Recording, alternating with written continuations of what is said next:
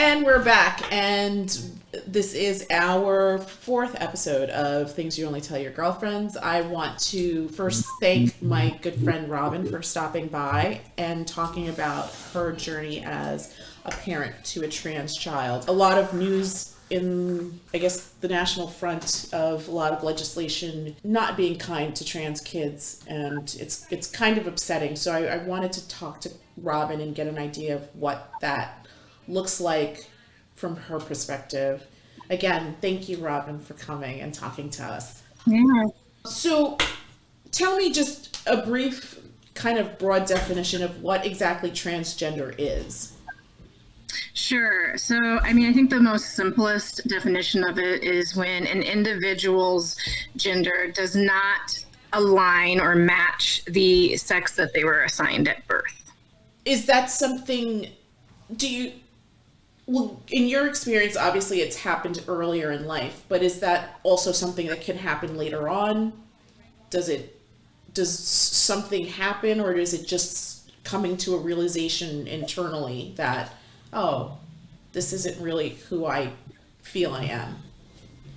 Yeah, I think that the journey is likely very individual. So I think for those people who, I mean, I've certainly read a lot of stories where people report being much older, well into adulthood, and sort of having a moment of sort of like an epiphany, so to speak. But I think part of it has to do with whatever sort of environment or what's the cultural kind of pulse almost on what that is. So, I mean, now we're having greater conversations about it. So I think that some kids are coming to that realization much earlier than those who might be our age or even older would have.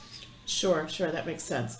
So, again, as the parent of a transgender child, like, what are some things that you've learned in this journey that you're taking? I think one of the things that I've learned is the amount of growth that is still possible. I mean, I've certainly gotten to a point in my life where it has felt as if, like, not to say that I'm stagnant, we all can grow, but while I've gotten a better understanding and more education about certain issues, it hasn't felt like I've grown that much in that area. But when it comes to the issue around gender itself, I've learned so much just in the time period from when I was in high school, first thinking about these issues. I think I can't even remember what the name was. Was it Boys Don't Cry? I think that was one of the first films coming out. And I remember what I thought then versus sort of what's occurred as I've gotten older and have actually met individuals that felt safe enough to tell me that they were transgender or non-binary. And then that movement and the amount I've learned since having my own child come out to me, there have been huge leaps and bounds in what I have learned, and I can just see that growth in myself. So that's been kind of an interesting sort of thing for me to think back on. Nice. And also, as the parent of a transgender child, what are some things that you see that are kind of like missed and that you wish people understood better? Oh, okay. I have to pick, or at least have to think about which one I want to talk about. I was going to say, we could probably be here and talk about that for a while. I'll tell you this one, and this is also related to the growth that I feel that I've done over the years. My understanding of transgender issues for a lot of years was sort of still centered very much on binary thinking, right? So you had individuals who were assigned female at birth, and then they realized that they were a boy or a man. And that was it, right? Then they would want to do this sort of full transition. What I've come to understand is that it's so much more complex than that, and which actually is in my opinion, much more beautiful to think about. It isn't binary at all. And obviously we've had people who come out and they're like, I'm non-binary or I'm gender fluid. Like sometimes I'm a man, sometimes I'm a woman, sometimes I'm neither. And I think that alone has been something that we're just now as sort of mainstream society starting to get the message on, but we still don't really have a full grasp on. So I think a lot of people still think about transgender issues as if it's in a binary, and they're still thinking from that mindset. And so, I mean, that's just one thing I think, is that we need to kind of step back and realize that it's not that. That's actually still us thinking within the binary system, and realize that it's a lot more complex and actually beautiful if you think about it. Absolutely. I think I was talking to somebody about it, and I compared it to like being Hispanic, how there's not one Hispanic. If you look at it, it's like there's multiple like ethnicities within what Hispanic encapsulates. So yeah, that's interesting. What else, I guess from a political standpoint, what do you wish some of these newly introduced bills, I mean, it just seems like, no, we don't acknowledge this person. We don't even want to be bothered with knowing that this person exists. And it's basically, it's one or the other. And like you said, I think in this arena of conversation, it's very nuanced, because like you said, I mean, it could be gender fluid, it could be non-binary, but from I guess, as not even a parent, but as a citizen, right? As somebody who votes, as and stuff like that. What do you wish that these people that make these laws for everyone ultimately understood? So, I mean, I think the first thing is it's hard for me to imagine them understanding much. There's a lot of anger that I feel against the people that create these sort of bills that are pushing them forward now. I think the first thing, and maybe it's because I don't hope for more for some of these people, but the very first thing is I wish they would be honest about sort of why they do what they do. Right now, it's often couched in terms of protecting children from so-called abusive parents or so-called medical malpractice, or sometimes it's couched as protecting girls. And of course, in this realm, they're talking about cisgender girls only. And I think what I wish is that rather than hiding behind sort of this gallant, heroic facade, they would just be really honest about what they're trying to do. This is about control. It's about misogyny. It's about patriarchy. It's about keeping the gender binary firm and intact, because I think, honestly, they're scared. They're scared about what this all means. Like, if you've built your whole understanding about the world around something like this, to have people's existence, just their existence, threaten all of that is, I think, frightening to them. So I think what I suppose if I'm being more charitable, what I wish for these people to understand is that they don't need to be so afraid, that these are just people, and that by existing, they're not harming anybody. But that's when I'm feeling charitable. Right. Yeah. And I agree with you. It definitely feels like a lot of that comes from a place of hate, basically, right? Because they don't want to accept that this is even possible, which is unfortunate, because guess what? Those kids that want to play sports, they're just kids. They're not any different than my kids or their kids or anybody else's kids. They're just kids that want to be included and have fun and play sports. And they're so-called wanting to determine that there are these huge differences between so-called girls and boys, ignores the fact that there's greater variation within their so-called cisgender girls and their so-called cisgender boys. So, yeah. For a kid now, what's important as far as allyship, either from peers or from parents of peers? Like, what do you think is most important? I think it's important I'm thinking about parents, honestly. The role that parents can play in this, whether they're positive their children are cisgender or not, is to have conversations with them about it, to talk to them. I mean, there's this sort of sense that we have to have the world simplified for our kids, or we have to protect them from certain components of it. But I don't think that does anybody any sort of justice, including your own kids. So I think talking to them about it early, I think, is a good idea. I think if I'm thinking about E's friends, the thing that has been best about that is just having them come out and say that they love him and they accept him, and doing their best then to respect the change in names, to respect the new pronouns. And then I think if I'm thinking about the parents, honestly, and I'm thinking as a mom now who thankfully lives in a state that is fairly progressive about these issues, but as I'm looking out at these other states that are not as progressive, I think speaking up, that's what these kids need. They need people to speak up, to call out transphobia when they see it, and not to think that polite conversation does not include discussions of this, because these are kids' lives that are at stake.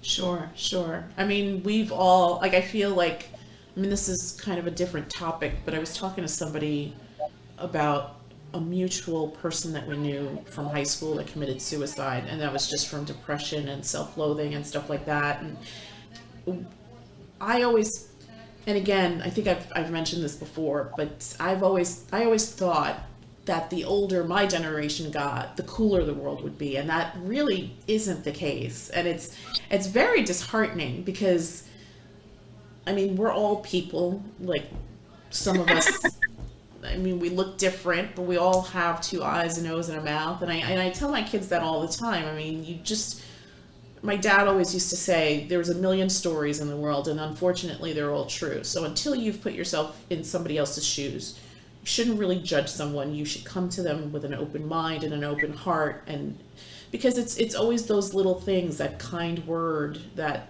acknowledgement, that really helps, especially a young person, sink or swim. And that's so important, right? So I guess another question I would have to you to better understand is, do you feel like should resources be put into like mental health and educating or getting kids help that way so that they don't feel so disenfranchised? Because not everyone's going to have a cool parent like you, but maybe having a space or a place or an older big brother or big sister that can say to them, listen, I see you, I love you, you have every right to be here. Yeah, I think that's a great question. And I think I have sort of two responses to it. One is definitely, I'm involved in a few projects tangentially where they're looking at particularly rural communities in the state that I'm from. So like I said before, the state is fairly progressive in the sense that the policies, none of our policymakers so far are seeking to like limit the rights for trans youth to seek trans affirming care or gender affirming care. Currently, right now, insurance cannot set arbitrary limits. So trans youth seeking gender affirming care, insurance has to cover it. Medicaid will cover it, certain aspects of gender affirming care. And so, it's fairly progressive. But, and including to the point that at least in our metropolitan area, there is actually a whole gender clinic, right? That helps connect parents with trans-friendly providers for their children, and then we'll talk to them about the array of sort of options they have available and to connect them to resources in their community.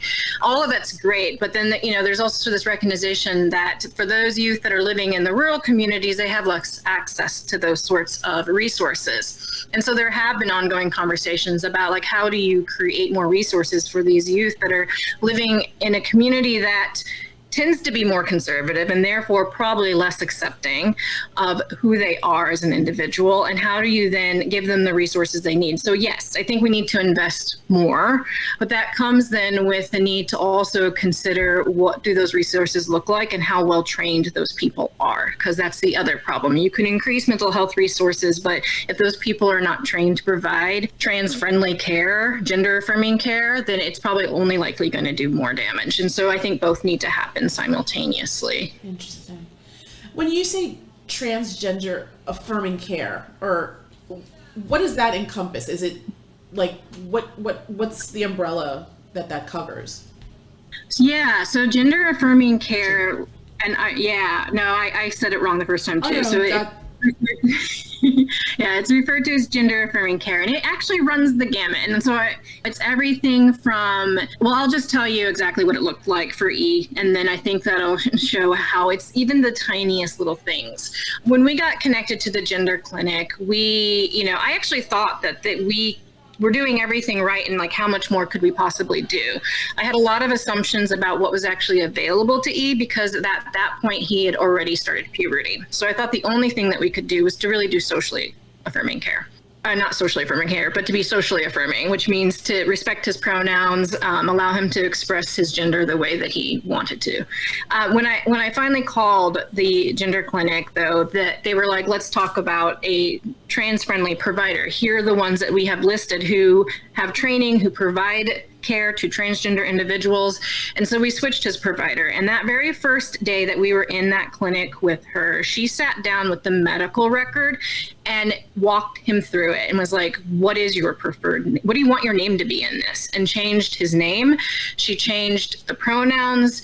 And then she went through very carefully and documented all the things that were about respecting who he was in that point of time, with the understanding that we could update this as we went on. Gender affirming care looks like when we pick up his prescriptions, they're in his name and not his dead name, which is actually something that was just recent that he experienced. And it means so much to him that he wants to keep this bottle forever. He's like, don't throw that away, Mom. I want to keep it because it has his actual name on it rather than his dead name for the very first time. So, I mean, it's these small little things that make up this sort of larger message that says, I see you, I respect you, this is who you are, and that's okay. And then, of course, the things that people like to put up on there, especially when they're trying to converse and convince people that this is child abuse, is that it includes an array of other things that are more medical as well, potentially. One of those is puberty suppression. Okay. So puberty suppression, what it does is that it pauses puberty, or it stops it from occurring, and it buys the kid just a few years. So the reason why it only buys the kid just a few years is because we recognize that after a certain amount of time, it does have a harmful effect on the body. So the providers are not willing to let children stay on puberty suppression past a certain point. So for E, what that looks like is that he got puberty suppression because, unbeknownst to me, once you start puberty, you can still receive it, and it buys him just 2 years. Okay. In 2 years, they will take him off of it, and we will have to have a conversation as a family about what that looks like. But it buys him 2 years, and that's quite a lot when you're thinking about being able to sit and breathe and not be faced with a constantly changing body while you're trying to sort out like who you are. In some states, it can look like surgery, which I know that there's been this ongoing conversation about that, particularly as, you have conservatives who are talking about experimentation and all sorts of things. But it comes with pretty serious checks and balances. Like, you have to go through several mental health providers. You have to have a provider talk to you. In many states, you have to have parental approval. And as you can imagine, just like with all other kids, usually this is a conversation and decision that's made carefully between providers, parents, and the child. Right, of course. Yeah. So that's another weird thing, that people feel like these decisions are made so cavalierly. It's like, no, I mean, this is a big step, obviously. So I'm sure a lot of planning, pre-planning, a lot of conversation has to happen before any of this happens. And ultimately, you want what's best for the child, right? As a parent, I mean, any good parent wants their kid to have a better life than them. And how you facilitate that helps this child. And I think for someone like you, being open and available and saying, okay, if this is who you are now, then this is who you are, and I love you, and it doesn't matter, and I'm with you in this 100%. And I think that's so amazing, because you also think about all those other kids that probably don't have that. I mean, you and I were talking about that a little bit before, growing up, like our generation. So I'm a lot older than you, but are you sure? I'm positive. But I can't imagine, I think about kids that I went to high school or junior high school with, and I'm sure if these were the thoughts that they were having, they either brushed them aside or bottled them up and just lived a half-life that didn't really answer to the truth that they were on the inside. And that's devastating in a way. I mean, not in a way, it's absolutely devastating, 100%, because it's like you have to pretend to be something that you're not. And when I see these things about these laws, I just, it's so weird to me, because it's like, at the end of the day, these are kids. They're just kids. Who cares? Just, why would we do anything that harms children? I mean, I will add something else to the gender affirming care. And this actually circles back to when I was talking about how much my own growth has occurred. I think what a lot of people also assume that is every trans boy and every trans girl want to actually surgically change their body. And that is not the case. Part of the problem is that because in order to get services, you have to be diagnosed, right, with body dysphoria, which says that you actually do not like your body. It's not, you view your body as as if it's the incorrect body. I think one of the things that I've learned a lot just since, starting to expand who I follow, making sure that I follow people who are trans and non-binary, is that is not actually the reality. There are many individuals who are trans and non-binary that have absolutely no problem with their body. They call it more of its social dysphoria. They know who they are, and the rest of the world doesn't seem to respect that. And so not every trans individual wants to actually surgically do anything to their body. They're perfectly fine with their body. They just want the world to respect who they are. And I think that was an important sort of shift for me, that there were all these variations from, yes, I want to, I was assigned female at birth and I want to do all of these surgical steps and take teeth therapies, and so that my body matches what I believe to be sort of a male body, but that actually there's everything in between that too. And that was important for me. How important are pronouns? Very important. I see it as sort of this question of, I won't go to the question component. I will eventually, but not right this moment. It is one of those sort of critical points of just being able to self-define is so important to people. It is one of the most basic, ways to demonstrate self-autonomy, right? To be able to say who you are and to have other people respect that is such a basic level that I think that we all want and need in our lives. And so I would say that it is critical. It can seem like a small thing when we have these ridiculous bills that are being introduced that are trying to do things like declare parents as abusive and have their children removed for them for getting them access to gender affirming care. But at the same time, it's not. Both are really, really important to consider. The first, when it comes to pronouns and respecting names, is about just a basic level of respect. And I suppose the question I was going to raise is that if we can't even respect that, I question how much more we can actually shift.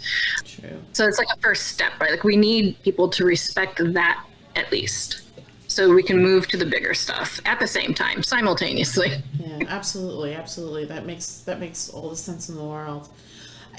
So now I feel like transgender is definitely more in a spotlight, right? I mean, I feel like when I was growing up in the 80s, no one talked about it, no one addressed it, no one brought it up.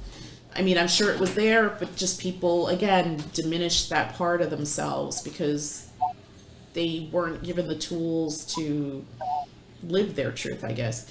So do you think time will help the cause? Do you think allyship will help the cause? Do you think harder protesting, in the sense that I think when things are done quietly, nothing changes, because it almost seems like people are apologizing, like, oh, I do have an objection, but I don't want to upset anyone, so I'm just gonna keep it to myself. But in a situation like this, especially as a parent, I feel like you do everything in your power to help your child, to facilitate their dreams and their goals, and this is no different. And I mean, obviously not in progressive cities, but like we were saying, in more rural areas and maybe more middle states where there's more conservatism, there's more attention to, like, maybe, I'm just going to call it religious fanaticism, and just not embracing diversity or anything that's different than what the norm is. I mean, what do you think are going to be more like key components into getting that change to happen, I guess? I think everything you mentioned. Obviously time helps, but time doesn't help alone unless people speak up. I think protesting has a place. What was it? They say, was it like Stonewall was a riot? Yeah, I think that's what they say, which is apropos because it was transgender activists that were the primary folks at the center of that story. I think that it's people sitting around the dinner table and having conversations and pushing back against antiquated ideas that are rooted oftentimes in religious fanaticism. It's people calling each other to task, and I think it's all of that. It's the everyday small conversations we have people, it's the larger protests that we have. And even in a city that is progressive, that's just a statement of overall policies. But there are plenty of people within the city that are certainly transphobic and harmful to transgender youth. Even in this progressive city, we still have schools that are not teaching inclusive sex education, despite the fact that that's exactly what would help many trans youth, is if they had a place. I'm not, and for many reasons. One, just to acknowledge their existence, and two, because we want our youth to be educated. And if the sex education is not inclusive, how the heck is that going to like help any of our kids? But it's all of those pieces. It's both what happens in the personal as well as the political space. And it's time, which I'm not always known for, patience. Yeah. Well, no, it's tough to, and especially as a parent, right? Because you need it now. You need it now. Yeah. Nobody wants their child to suffer, right? So, right. I mean, again, I feel like if 20 years ago we wouldn't be having this conversation, right? I mean, I'm sure E would just bottle it up all inside of himself and just be like, okay, I'm just gonna do this thing and not even pay attention to this, which is unfortunate. So on the positive side, he's growing up into a world that's desperately fighting for him, which is good. Not everyone, obviously, because we still have a bunch of knuckleheads out there, but there are good people, there are good allies. And so I guess that's the positive, right? And we just have to focus, like you said, on just conversation. I think that's really important. That's critical. I mean, I definitely try to make my tribe aware of stuff and just no judgment, because you never know, that kind word just really helps propel people. It's so important to be just a good human being. And it's not even just about like, oh, this kid just decided or came to this transition and wants to live this life. It's just be a good, decent human being. That kid bleeds like you. They need to eat like you. They need 8 hours of sleep, hopefully, like you. So 8 hours of sleep because they're up all night reading a book. You know, my kid does that too all the time. Oh, the little one's like all into video games. Oh, he's into both. He plays video games all day long if he can, and then he reads all night. Oh my God. I hope he has a light. I yell at G about that. I'm like, just turn on a light. I know you like to read, but just turn on a light. She's like with her phone under the covers, like she thinks she's gonna hide this from us. Like, I see the light from the phone. No, he turns on the light. He told me before he went to bed last night, I'm staying up until I read half the book. I was like, fine. That's good. I know. I think she thinks that she's doing everything on the sly. I'm like, I don't care. I just don't hurt your eyes. I'm trying to help you here. In your journey, if you were talking to, let's say, another parent who's just starting their journey with their child, what are some things you wish somebody had said to you about the journey, and what's like a piece or two of wisdom that you could impart to this person? What would those things be? Yeah, I think number one thing that I wished I had, I not to like toot my horn too much. I think I did a pretty good job with it though. But the one thing that I wish I had someone to say to me was not to make assumptions about what would be available to us, and not to make assumptions about what E wanted. Now, the good news for that, at least, is that even if I make assumptions in the beginning, I do start to question those. But so when it came to E, it was just, we have conversations all the time. And so that fairly naturally occurred, that we had a conversation about what it was that he actually wanted and what he foresaw as being sort of appropriate for him in next steps. But they didn't necessarily match exactly what I thought. And so it was a good that we had that conversation. So number one is not assuming you know what your kid wants just because they say that they're trans. It could mean a lot of things in terms of what would make them feel that they were living their true self. And then number two, the other component about not making assumptions about what was available to us, like I had mentioned earlier, I assumed because puberty had started that there were like literally no options really on the table for us. And I was wrong. And the only reason why I knew I was wrong was that I had gone to a sort of trans liberation workshop and happened to be sitting at a table with someone who worked at the same institution as I do, but they happened to work for, they don't work for them, but they were doing some work for the gender clinic that's local to our town. And they were like, whoa, you actually have more options available to you. You just need to give them a call. And so that's the reason why I called them, because I had somebody literally tell me that, no, you're actually wrong. There are options available to your kid, and maybe he wants to take advantage of them and maybe he doesn't, but you should at least have that conversation. And so I think that those are sort of two pieces, just to not make assumptions. Figure out what's available in your community, figure out what's available, maybe even broader if your community doesn't have a lot of resources, and have conversations with your child, because you may not understand exactly what it is they need in terms of support unless you actually talk to them. And then I think the bigger piece of wisdom that I just want to raise, I didn't actually experience this, but I have seen this narrative a lot, and I would just caution parents to maybe not allow themselves to get too sucked into this narrative. And the narrative I'm kind of referring to is the narrative of mourning your son or daughter, right? When your kid comes out as trans.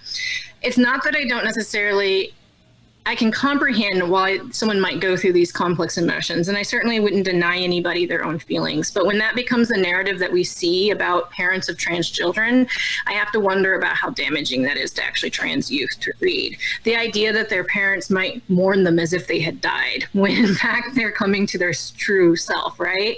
And I do recognize that, at least for me, that wasn't actually a part of our journey at all. And I would say for parents that do feel that, is to sit back and actually ask themselves questions about why that is, like what part of their parenthood is really wrapped up in gender, and what does that actually mean, and what are the implications of that. And they can work through those emotions, because you can't help how you feel, right? They're your emotions. But I would just caution folks to maybe be careful about how much they share with their actual child about that, and how much that dominates the conversation that they have with others. Awesome. We live in a time of technology. Is it easy to get information, to make connections, to network? Yeah. So as much as sometimes I don't like technology, there are many times in which I love it, and this is one space that I love it. You can make connections. So even if you live in a rural area, if you've got access to internet, you can get on. There are certainly Facebook groups that have like more of a sort of, they're focused exclusively on connecting parents of trans children together. There are, you can certainly Google to look for whatever sort of trans resources there might be that are either available locally, statewide, or are sort of on a national basis that you might be able to access. And then the most important part of me is that the amount of free education. So if you don't know anything about trans issues because you haven't been paying attention, because you thought it didn't touch your lives, and you have a child who's like, I'm trans, you don't have to look that far for all of this information, because there are trans activists and non-binary activists who are putting that information out for free. And that's actually one of my things that I would recommend for anybody, but especially parents of trans children, to do, is to follow trans individuals. There's ALOK, ALOK, and then there's also Trans-Media, which is founded by Amara Jones, a trans woman. And both of those, like, there's a lot more, but those two especially provide so much free education for people that are interested in understanding more. And more importantly, is following a diverse array, right? Because if you know one trans individual's perspectives and experiences, you know one person's perspective. So being able to like follow a diverse set of individuals just helps to broaden your understanding. Yeah, that makes sense. And that's great advice, again, for anybody, either obviously more importantly for somebody who's going to make that journey with their trans child, but even for allies alike, just to really get into the fight. Listen, these are kids. They're, at the end of the day, they're just kids. And it really does take a village to raise these kids. And we have to do a better job of protecting them, because we can't spare any of them. We can't lose any of them. And to diminish their light, their truth, is just, that's unforgivable. So yeah, absolutely. I wanted to ask you about representation, and representation is so important, but at the same time, like for trans youth to have to educate other people seems like a burden. So I guess representation in books and cinema makes sense and is probably like a good tool to use to that effect. As the mom of a trans kid, what would you like to see as far as representation on the screen or in literature that is true and authentic and also helps with like allyship? I think it's a really great question. So I think there's a number of things. One, we really need to move away from the type of representation that is really just a caricature. So it's overly stereotyped. It doesn't show the complexity of individuals, no matter if an individual is trans or not. We're all complex and unique, and so I would like to see a broader representation. I think the second component has to do with the fact that When you do see trans individuals, they are in very specific roles. And so one of those roles is as comedic relief, which is definitely usually a caricature and does not, I don't truly feel that it really helps trans youth at all or trans individuals. And then another way is sort of the tragic trans story. And by that, I mean, you get to witness this individual potentially being bullied, not accepted by their family, potentially being killed, beat up, killing themselves. And these are all things that are real. And so it's not that I necessarily say that we need to shy away from all of those sort of stories, but that it sort of becomes this sort of people watching someone else's tragic story. And I don't really know that they're really emphasizing in a way that is meaningful and would really create change. What I'd like to see, especially for my trans kid, are more stories that demonstrate trans joy, because that exists as well. And it's really not highlighted in the media as much, whether that be books or TV or movies. There are a few individuals who have definitely, whether or not it's self-published or they're small, if you dig, you can find them, but that's the problem. We really shouldn't have to dig so hard. Right, so there are a few authors that we like. Aiden Thomas is one that's actually local to our area, but I mean, they write, they are non-binary, and they have a few books out now where the kid loves it. I'll be honest. I haven't actually read the book, so I don't know if there's any of the tragic trans themes in the book, but I do know that there's a lot of trans joy in it. And I think that that's really meaningful. The kid has also liked books where it's clear the individual is trans, but it's not even actually the main part of the story. Like, it's not a key component of the story. It's just mentioned as an aside, as a component of who this character is, but it's not the focal point. And I think that that's also needed and meaningful as well. That's awesome. Something that you said before too that really struck with me, how this journey it's kind of always evolving, right? It's something that you feel like, okay, I thought I knew this, but maybe I don't. And I think that's really important. And I think for just allyship, like I definitely want to be, as a mother, I want to be a better human being. I want to be a better ally to other kids, because I see that, and it, as a parent, as a human being, it breaks my heart. And I can't imagine that there's people out there legislating stupid shit just because they think that this is what's right. So obviously mistakes are going to be made and apologies need to be said. As someone who wants to be an ally but makes a mistake, what are some things that they can learn from? And as a parent of a trans kid, what do you want that allyship to look like? I think mistakes are, well, I think there's a few things that are wrapped up in what you're mentioning, and we'll see if I actually answer the question.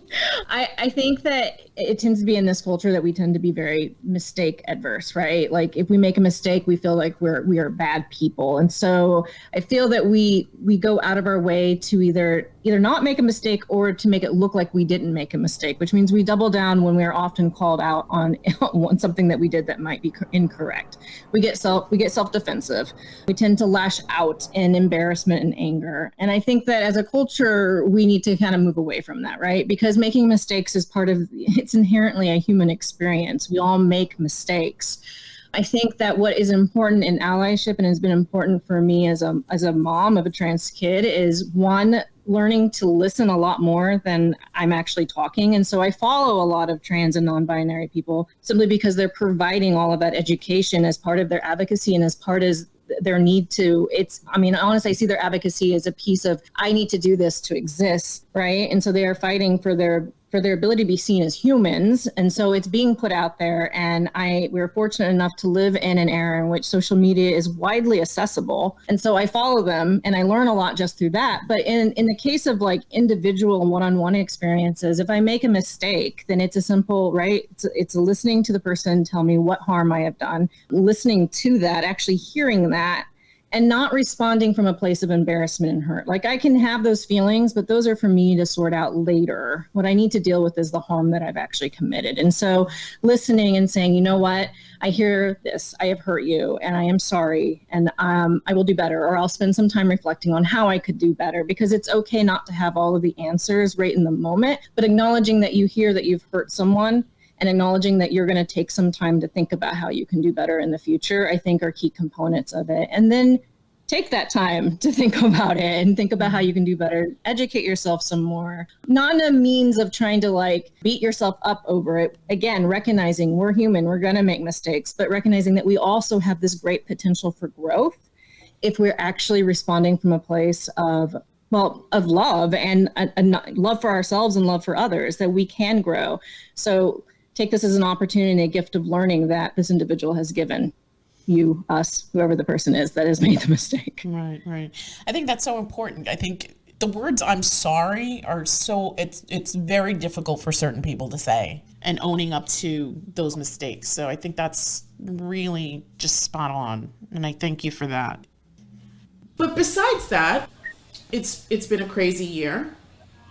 Yes. With the pandemic, the deadly virus. How have you been coping? What do you do to keep yourself afloat? Oh boy. So I don't know. And I suspect this may be the case for many of us that suddenly found ourselves transitioning to virtual work. But for the first 6 months, it was like nonstop work, right? Like, because I could just do it. And like, I think everyone else was under this assumption that we were all at home sitting on our laptops, just work.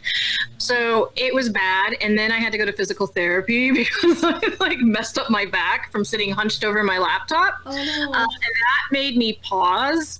And then there were a bunch of other stuff that went on, and like personal stuff where like my husband had to like travel out to go help a family member. And so it was just me and my kid. And I was like, you know what? I need to like stop. Like, first of all, I need to focus on the kid. Like, now I'm the only adult in the house, and that's scary. So I cut back to part-time and just it was hanging out with E and, you know, playing video games with him and reading books and crafting. And honestly, I've tried to hold on to that a little bit. I've had to go back to work full time, unfortunately. But instead of like the 50, 60 hours, I'm trying to keep it more like 30 to 40. And so it's crafting, it's reading, it's playing little games with, you know, with E. It's just hanging out. That's awesome. And those two beautiful dogs. Oh yeah, I was going to say that too. We take the dogs for a walk, which is good because otherwise we probably wouldn't leave the house. Yeah. I know. We don't get exercise. I mean, I have a rabbit and a cat, and like neither one of them needs to be walked, so we're not really doing any other exercise. I had to run errands yesterday, so I forced the whole family to come with me. So we walked a lot, and it was fun. It's funny because where we live, it's hella hilly. I mean, oh, that was some exercise then. Oh my gosh! Like I'm literally at the top of the block, like hunched over, like let me just catch my breath. Let me just catch my breath. It's crazy. And it's funny because when we first looked at this house, oh my gosh, I was like, because we came from this way, which is not hilly, but when you go up this way, it's like the K9. It goes like this, the street.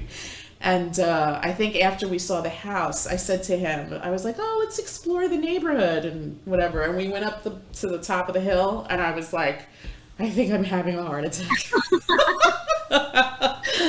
But we're very lucky here. Like usually where I live is very, very, very, very hilly. It's well known for being hilly, but the neighborhood we just moved into where we bought a house is like, it's flat. So.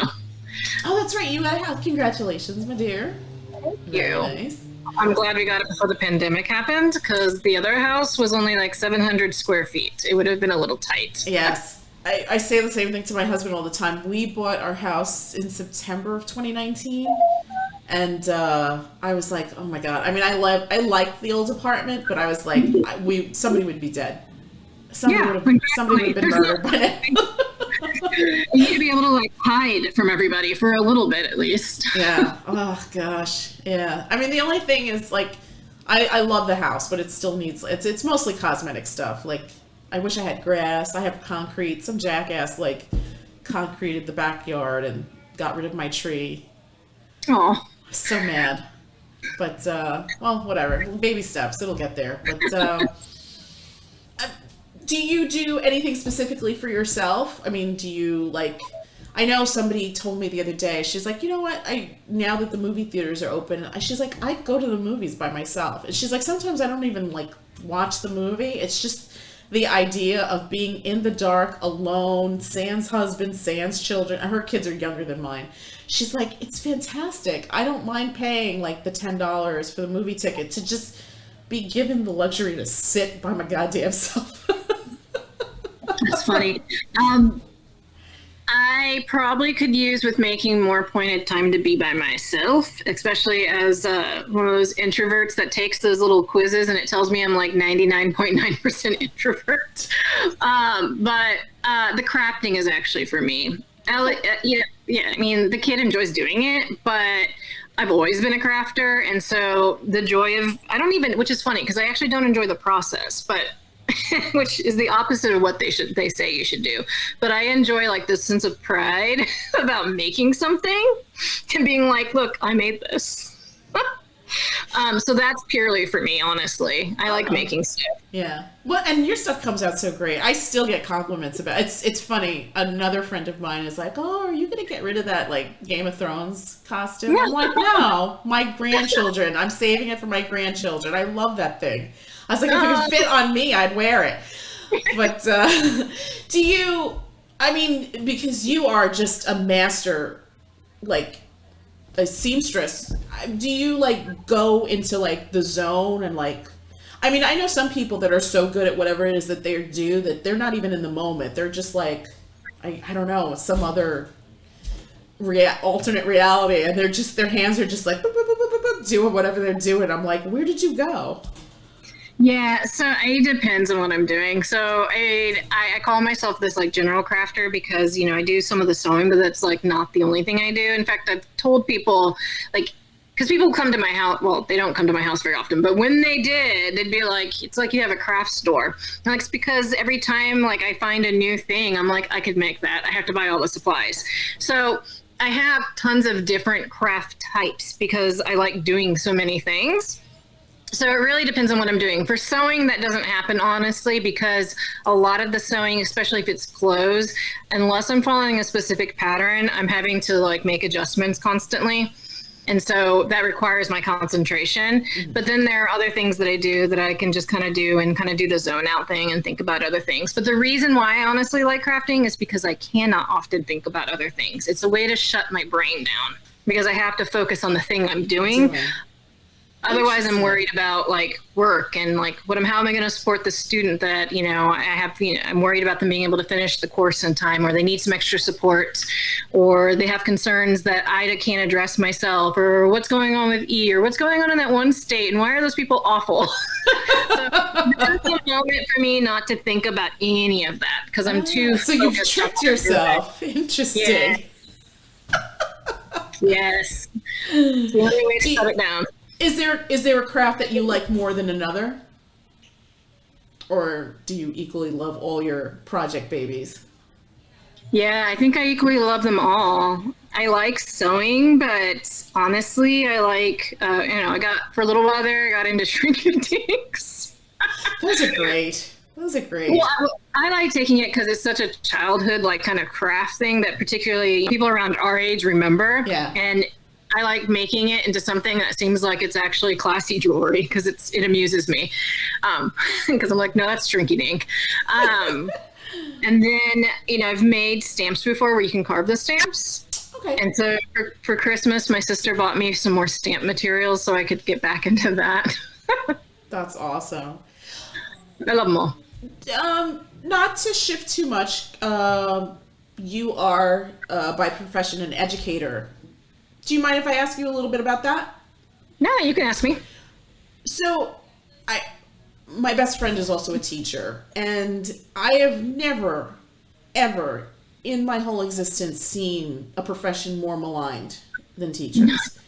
And, like, how do you cope with that, honestly? Because, I mean, not everyone, again, it's horrible to make blanket statements, but there's a lot of just chatter about how teachers are awful, they're protected by unions, they're mostly terrible, they don't care about these kids, they're just in it for the summer vacations. And I'm like, do you hear yourself? It's not like these people are bankers. They're not making these astronomical salaries. And you know what? If they get 2 months out of the year off, good for them, especially dealing with some of these kids. So I assume from the sounds of it that your friend is K through 12? Yeah, 5th grade, I think. Yeah. So, I mean, I feel like there are sort of educators overall, there's a certain thing that happens with both, but there's what happens with K through 12, which they are absolutely underappreciated. I have one of my close friends is a high school teacher, and she's phenomenal. I know that the work that she does with the kids, she works in tech with the kids. So, I mean, it's the classes like every high schooler should want to take. I would have wanted to take it. I'm like, can I sneak in as a high school student and play with robotic Legos, please? And you're like, I don't even know, your laser cutter, like like she's brought a lot of really great things to their program that they have there. But I certainly think they're underappreciated. They certainly deserve their like summer vacation. And I would say that for some of them, especially her, sometimes it's parents that are actually really challenging to deal with. I think she copes by focusing on the kids, right? And I think the answer would be the same for me. But the thing that I think I face as someone who teaches higher education is a little bit different. What you hear, especially, since if you hear at the national level with those that are more conservative, is that we're indoctrinating youth, right? We're the evil ones that are telling them not to love America, rather than instead what I like to think of as I'm encouraging our youth. First of all, I'm not telling these kids anything. They all have great ideas. They teach me stuff every day. These kids are like on the forefront of trying to like make this country better. So that's ridiculous. One. Two, if I was trying to say anything, it's to encourage them to continue what they're doing, because this is actually the ultimate love that you can give to your country, is to see it be better and more inclusive and more accepting, right? And to want more from your country because you know that it can give more and be better. And I think that my answer, though, would still be the same. Like, how do I cope with those? I wouldn't call them kids. A lot of them are actually young adults, and sometimes they're older than me. But it's my students. I mean, my goodness, like sitting down with my students and talking to them, that is probably the biggest joy of my job. I've had more conversations with them in the past year. And I mean, most of it's probably because, we're on the internet. So it's really easy to connect with them. And the one thing I haven't minded as much this term is being able to connect with them so easily. But sitting down with them and talking to them, listening to, their thoughts and ideas, and knowing that in many cases, these are folks who are going to go out and be a part of our public health field is exciting. These people are change makers. And so I think that's what gives me my ability to continue, even though I hear these really negative sort of narratives about higher education in general. That's unfortunate. Yeah. Oh, yeah, I don't get that conversation. I actually, in our old town, there was a teacher. She wasn't my older daughter's teacher. She was like her little best friend's teacher. But I had a really great rapport with her, and I still get angry thinking about this conversation. I was talking to her because at the time I wasn't working, so I was just busy chatting up with everybody.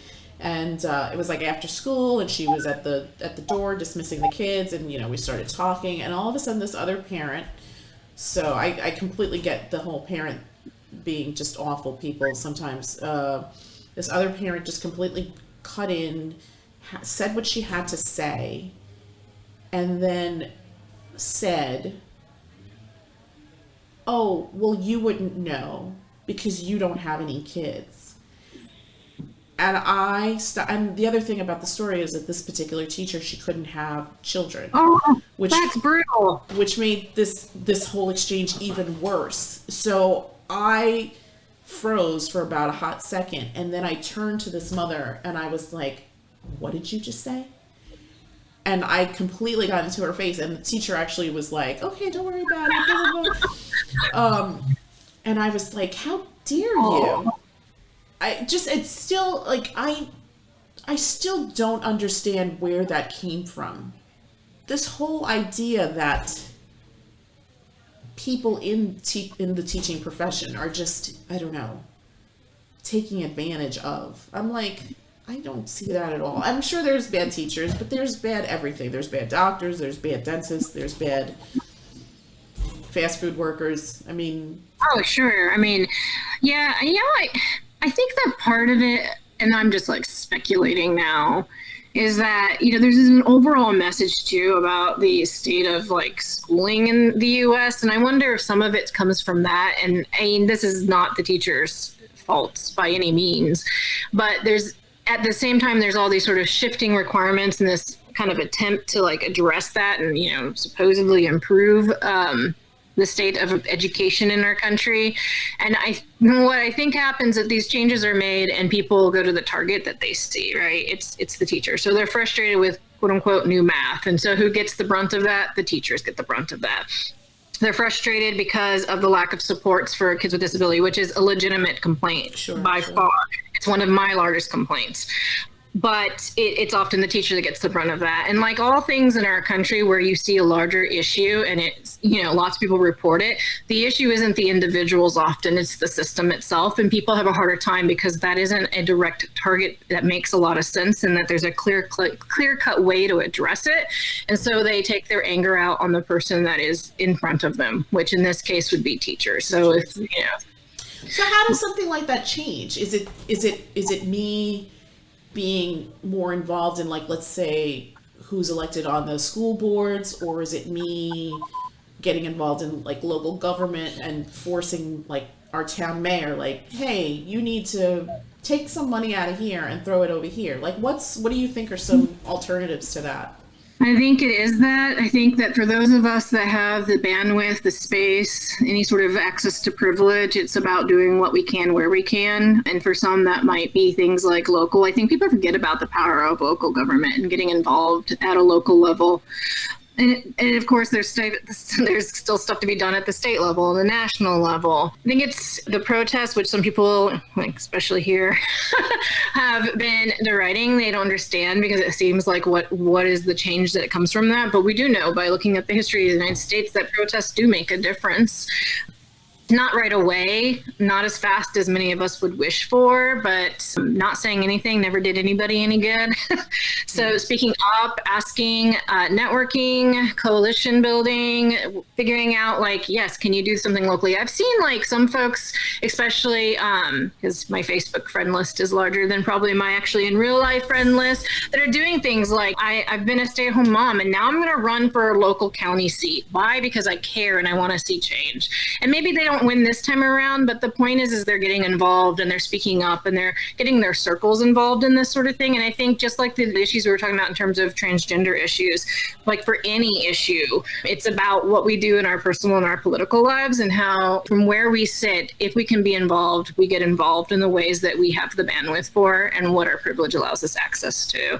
So, I mean, for some people that might not mean being super involved in these spaces because not everybody has access to the same level of privilege, and that is potentially a lot to ask for some people. But for those of us who do have that, utilizing that and leveraging it to the benefit of all is probably the best way. Yeah. Excellent. And as far as going back to transgender, what can schools do to better service that community, do you think? Yeah, no, that's a really great question. So I think that for one, schools need to have the bravery and the courage to stand up against certain individuals who might not want to bring in inclusive, safe environments for children. They are there for the children. They're, in many cases we're talking about public education, but it might not always be.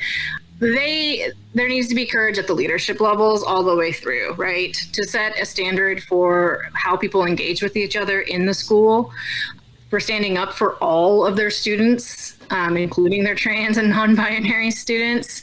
I had mentioned earlier, having inclusive sex education is important. And so that means not dividing the class up by boys and girls, quote unquote, and then teaching as if everything as if everybody was straight, right?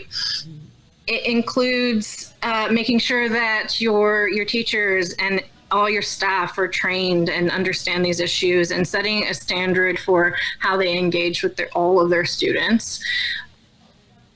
I think, that's sort of the crux of it. Right now, part of that project I'm involved in was looking at also particularly the school environments, because this is a space where some kids, especially trans kids, experience a great amount of angst, even if they're home.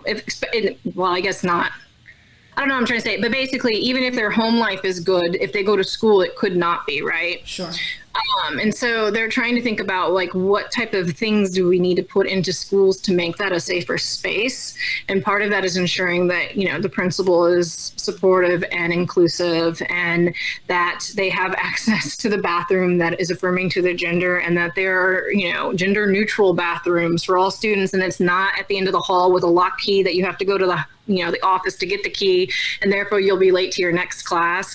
I mean, so there's like a myriad of steps that can happen. But I think the biggest thing I would say is that our schools need to have the courage to actually stand by their students. Fair enough. And in the same realm, what happens when the inverse is true? Like, let's say the school's progressive and good, but the home life, maybe not so much. What's the responsibility of the educators then, do you think? I think it's a good question. I think it probably is complex and depends on, what is